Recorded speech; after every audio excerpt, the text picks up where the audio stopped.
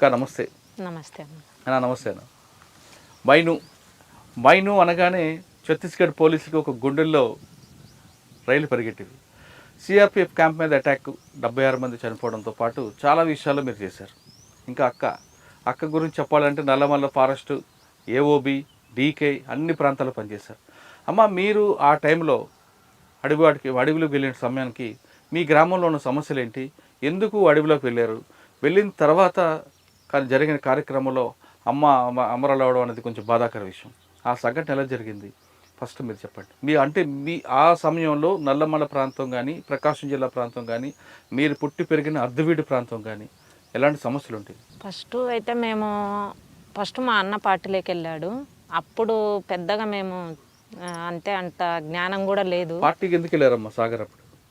అప్పుడు చదువుకుంటున్నాడు. చదువుకోవడానికి వెళ్ళి నేను చిన్నగానే ఉన్నప్పుడు అన్న చదువుకుంటూ ఎగ్జామ్ రాసి వస్తానని చెప్పేసి కంబంలో చదువుకున్నది. కంబం ఎగ్జామ్ రాసి వస్తానని చెప్పేసి వెళ్ళిపోయిండు. ఇక రాకపోతే ఎందుకు రాలేదా అని చెప్పేసి 2-3 రోజు మరుసటి రోజు కల్లా ఏం లేడు అని చెప్పేసి అంటే ఆ నక్సలైట్లలో వెళ్ళిపోయినాడు అనేది చెప్పి ప్రచారం అయింది. అరే అసలు ఎగ్జామ్ మా అమ్మ వచ్చి మమ్మల్ని అడిగింది, అన్న ఏం చెప్పి వెళ్ళాడంటే ఎగ్జామ్ కోసం అని బ్యాగు ఇవన్నీ పట్టుకున్నాడు వెళ్ళినాడు అని చెప్పినాము. ఇక వచ్చి సాయంత్రానికల్లా ఇక ఫుల్లు ఏడుస్తూ ఉన్నాము. ఇంక మా అన్న లేడు, ఎటు పోయిండో అని చెప్పేసి. ఇక జనాలందరూ వచ్చేసి వాళ్ళు మత్తు మందు పెడతారు, అటు చేస్తారు ఇటు చేస్తారు, నక్సలైట్లలో తీసుకుపోతే ఎక్కడన్నా చూడండి రైల్వే స్టేషన్లల్లో అంటే. పార్టీ గురించి కూడా అప్పటికి పెద్దగా మాకేం తెలియదు. పార్టీ 2-3 సార్లు మా గ్రామానికి వచ్చింది తప్ప అంతకుముందు పెద్దగా కార్యక్రమాలు జరిగినటువంటిది పార్టీ గురించి కూడా మాకు పెద్దగా తెలియదు. తర్వాత అంత ఆలోచించేంత జ్ఞానం కూడా కాదు మాది, చిన్నగానే ఉన్నాము. ఇంకా అన్న వెళ్ళిన తర్వాత అంటే అన్నకంటే నేను 5 సంవత్సరాలు చిన్న. ఇంకా వెళ్ళిన తర్వాత చాలా లెక్క ఎతికినాము, రైల్వే స్టేషన్లు, బస్ స్టేషన్లు, మనకు తెలియదు పార్టీ ఎక్కడ అంటే తీసుకొని వెళ్ళి ఎటో తీసుకెళ్తారు అనేటువంటిది ప్రచారం ఉన్నది. అట్లా తిరిగినాము, చుట్టుపక్కల ఊర్లు తిరిగినాము. అంతలెక్క తిరిగితే కొండ దాటేసి యువతల సైడు అంటే మా ఊరు అర్ధవీడు మండలము లక్ష్మీపురం విలేజ్, అటు వెలగలపాయ లోయ అంటారు, ఆ లోయలో మా ఊరు ఉండేది. అయితే యువతల సైడు శంకరాపురం అని చెప్పేసి అక్కడ అర్ధవీడు పక్కన అక్కడ దళం ఉన్నదని చెప్పేసి తెలిసిన తర్వాత అక్కడికి వెళ్ళిండ్రు. అక్కడికి వెళ్తే వీళ్ళు మా వాళ్ళు వెళ్ళేసరికి వాళ్ళు లేరు. అట్లా దాదాపు 4 రోజులు 5 రోజుల తర్వాత ఎక్కడో ఊరు దగ్గర ఉన్నాడు అని చెప్పేసి తెలిసినాక పోయి పట్టుకున్నాము. ఇక పట్టుకొని రావాలి ఇంటికి అని చెప్పేసి నేను, మా అన్న, మా చెల్లెలు, మా అమ్మ ముగ్గురము ఇంటికి రావాలని చెప్పేసి ఒకళ్ళం డ్రెస్ వదులుతాము, ఒకళ్ళం తుపాకీ తీసేస్తాము.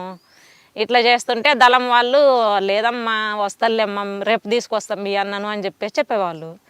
ఇక అయినా కూడా ఇక మేము వదిలిపెడతలేము. సరే సాయంత్రం వరకు వెనకిడిది పన్నాము. సరే అన్నారు, మాకు అన్నం తినమన్నారు. ఇక ఏడుకో ఊర్లోకి పంపించేసారు మా అన్నని. ఊర్లో పంపించి వాళ్ళు ఎక్కడో ఏరే సాట పెట్టుకునే విధంగా పెట్టుకున్నారు. ఇక మేము సాయంత్రం దాకా చూసినాం, రాలేదు. తర్వాత తీసుకొస్తాం మీ ఊరికే అని చెప్పేసి చెప్తే ఇంకా తర్వాత ఇంటికి పోయినాము. వారం తర్వాత ఇంటికి తీసుకొని వచ్చారు. అంటే దళం వచ్చింది ఊర్లోకి మళ్ళీ. ఇక ఊర్లోకి వచ్చి ఊర్లో 2-3 రోజులు ఊరి పక్కన ఆగిండ్రు. కానీ ఇంకా మేము ఏడుస్తూ ఉన్నాము. మా అన్న స్వీల్లో వస్తున్నాడు ఇంటికి, మళ్ళీ పోతున్నాడు. నేను యాడికి పోను అంటాడు. మళ్ళీ సాయంత్రానికల్లా మళ్ళీ వాళ్ళకి అన్నం తీసుకొని పోవడము ఇలా చేస్తున్నాడు. ఇక మేము ఎంత ఏడ్చినా ఇక ఇది కనికరిస్తలేడు. ఇక మా అమ్మ బాగా ఏడుస్తుంది. అసలు ఇప్పటిదాకా నిన్ను పెంచుకున్నది ఎందుకు, 3 చెల్లెళ్ళు ఉన్నారు. మా నాన్న వ్యవసాయమే, అయితే బాగా తాగుబోతు. మేము కొంచెం పెద్దగా అయ్యేసరికి మా నాన్న కుటుంబాన్ని పట్టించుకునేటువంటి పరిస్థితి లేదు. బాగా తాగి అట్లా ఉండడం, అమ్మ మీద భారం అంతా పడింది. అమ్మనే మేము చిన్నప్పటి నుంచి కూడా అమ్మనే అన్నీ చూసుకుండేది. నాన్న కూడా చేసేవాడు కానీ తక్కువ. ఇంకా ఈ తాగడం ఎక్కువైన తర్వాత బాగా ఫ్యామిలీకి సంబంధించిన బాధ్యత లేదు, అమ్మనే అన్నీ చేసేది. ఇంకా అట్లా మామ వాళ్ళు మా బంధువులందరూ వచ్చి ఏడిచిండ్రు. అయినా ఏమి మాట్లాడతలేడు. నేను ఏడికి పోతున్నా, ఇక్కడే ఉంటున్నా కదా, ఎందుకు మీరు ఏడిచేది అంటాడు. ఇక వెళ్ళిపోయిండు. వెళ్ళిపోయి దాదాపు 6 నెలలు రాలేదు. ఇంకా పార్టీ అసలు ఇంటికెళ్ళి ఊర్లోకి రాలేదు, చుట్టుపక్కల రాలేదు. ఇంకా ఏడవడం ఇంకా ఎప్పుడు మాకు అసలు ఇప్పటికి కూడా చికెను మటన్లు ఇలాంటి అలవాటు లేదు. అంటే మా అన్న మేము చిన్నప్పుడే పార్టీలోకి వెళ్ళిపోవడము. మా అమ్మ ఎప్పుడు పండగలు వచ్చినా లేకపోతే ఏదన్నా ఫంక్షన్లు జరిగినా ఎప్పుడు మా అన్న గురించి చెప్పి ఇంకా బాగా ఏడవడము ఇట్లనే ఉండేది. ఇంకా అట్లా మాకు చికెన్ మటన్లు కూడా మాకు అలవాటు లేదు, మొత్తం మా ఫ్యామిలీలో తీసుకొచ్చేది లేదు. ఇంకా ఎవరన్నా మా మామ వాళ్ళు తీసుకొస్తే మా అమ్మకు తినేది, ఇంకా అట్లా ఉండేటోళ్ళం. కానీ అట్లా అసలు మొత్తము లేదనమాట. అట్లా ఇక మా అన్నయ్య వెళ్ళిపోయిన తర్వాత ఒక మళ్ళీ 1997, 6 టైంలో కొంచెం ఎక్కువ తిరుగుతున్నారు. ఇంకా మళ్ళీ అక్కడికి రావడము, నేనైతే రానింటికి వచ్చిపోతుంటా అని చెప్పేసి క్లియర్గా చెప్పిండు. ఇంకా అప్పటికి 2 సంవత్సరాలు దాటిపోయింది. నేనైతే ఇంటి దగ్గర ఉండను, నేను ప్రజల కోసం పనిచేయాలనుకున్నా, వెళ్తున్నాను. ఊర్లో ప్రభావం ఎక్కువ ఉందమ్మా? ఊర్లో పెద్దగా ప్రభావం ఏం లేదన్న, చుట్టుపక్కల ఇదంతా ఊర్లో పెత్తందారులు భూస్వాములు అట్లా ఏం లేదు.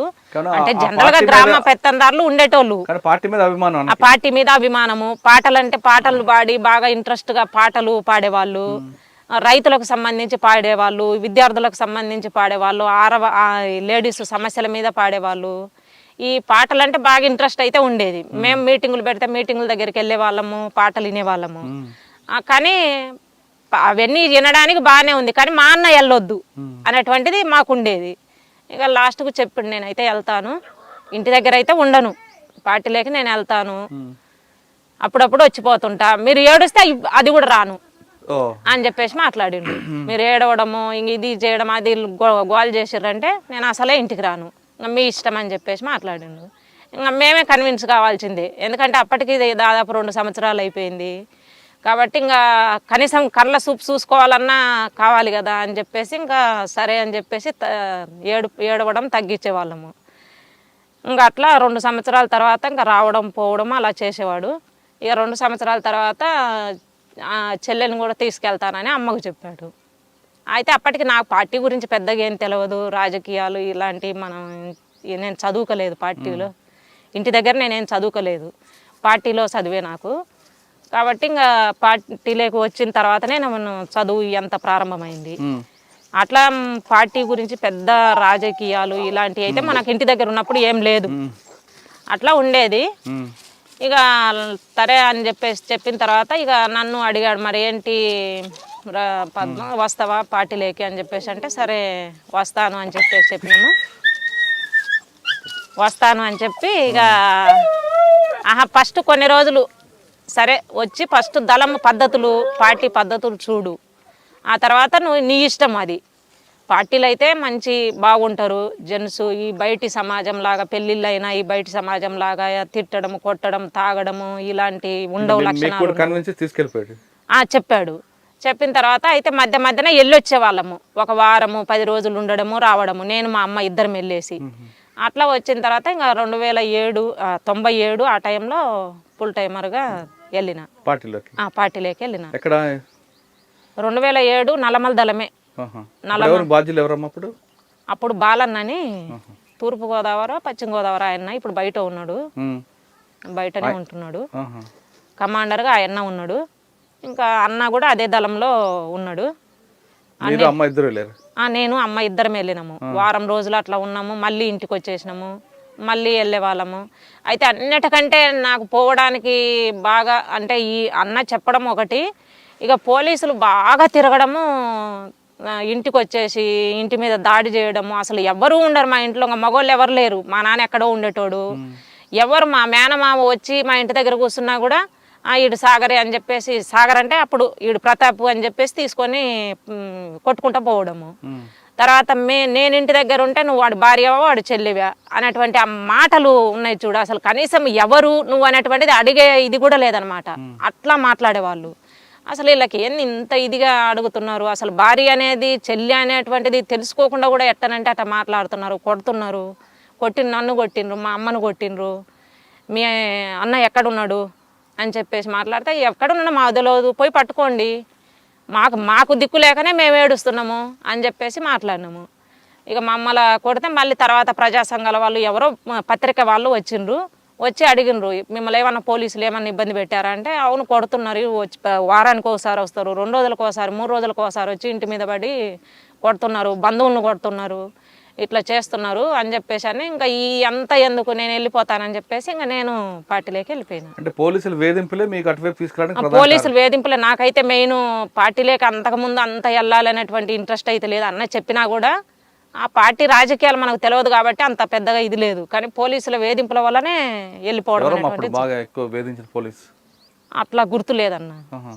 అట్లా గుర్తు లేదు అంటే అసలు. సమయం సందర్భం లేకుండా రావడం, కొట్టడం. కొట్టడము అంటే ఓన్లీ పార్టీలోకి వెళ్ళిపోయిన దానికి పోలీసులకు అందరికీ తెలుసు, గవర్నమెంట్కు తెలుసు, పోలీసులకు తెలుసు. ఫ్యామిలీ వెళ్ళిపోమని చెప్పేసి ఏ తల్లిదండ్రులు చెప్పరు. అవును. ఎందుకంటే కని పెంచుకున్న పిల్లలను మీరు మా దగ్గర ఉండకుండా మీరు వెళ్ళిపోండి పార్టీలోకి అని చెప్పేది చాలా తక్కువ. అవును. ఒకవేళ చెప్తున్నారు అంటే పార్టీ రాజకీయాలు వాళ్ళకి అర్థమవుతాయి. అవును. అట్లా ముఖ్యంగా అయితే మీకు పోలీసుల వేధింపులు పోలీసుల వేధింపుల వల్ల నేను లాస్ట్కు పార్టీలోకి వెళ్ళిపోయింది.